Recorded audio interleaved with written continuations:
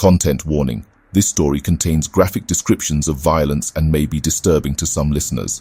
Listener discretion is advised.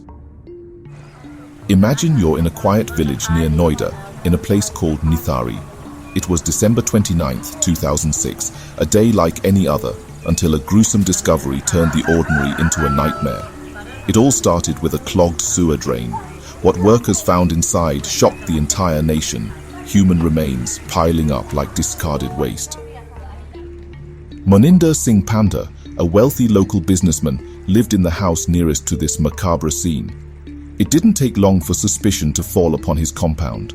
When law enforcement officers began their investigation, they were unprepared for the horrors hidden within. Inside the house, under the cold stone tiles, they discovered dismembered body parts strewn about.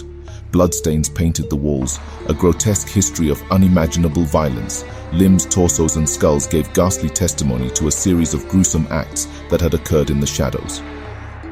Over time, the police linked the murders and disappearances of at least 19 children and young women to this house. The perpetrator behind these atrocities, Pandher's domestic help, Surinder Koli, whose confessions unfolded a saga of cruelty, cannibalism, and sheer horror. Koli admitted to luring the victims, often children aged between 4 and 12, into the house. Once inside, their fate was sealed. They would scream, Koli admitted in chilling detail, but the walls were thick and nobody could hear their cries. The children were subjected to nightmarish treatments, rape, followed by brutal murders. The bodies were mutilated, dismembered, and disposed of in the most inhumane manner conceivable. Koli claimed to have even cooked and consumed the flesh of some of his victims. The word cannibalism turned whispers into loud, horrified discussions across every household. In one instance, Koli described how a young girl's sparkling anklet caught his eye. He lured her with promises of candy before savagely slaying her. Her head was found buried near Pandher's house, eyes forever frozen in terror.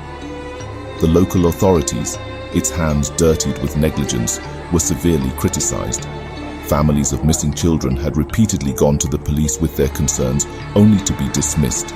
Claims of runaway children and domestic troubles served as blanket excuses for inaction. This apathy allowed the monstrous spree to continue unchecked, transforming Nithari from a quiet village into a blood-soaked ground of despair.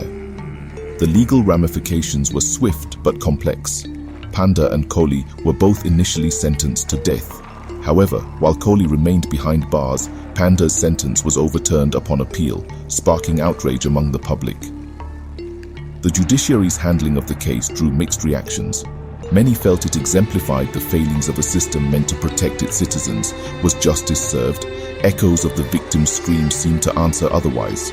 Perhaps the most harrowing discovery in this entire saga was the realization that evil wasn't hidden away in some distant land. It was lurking next door, wearing the unassuming face of familiarity. The house, the once ordinary home near the drain, became a relic of horror, a visual scar in the community's memory. Thanks for listening. If you found this story gripping, please remember to like, share, and subscribe. Leave a comment below with what shocked you the most, or suggest a story you think we should cover next. Until next time, keep your ears sharp and your imagination wilder than the wilderness itself.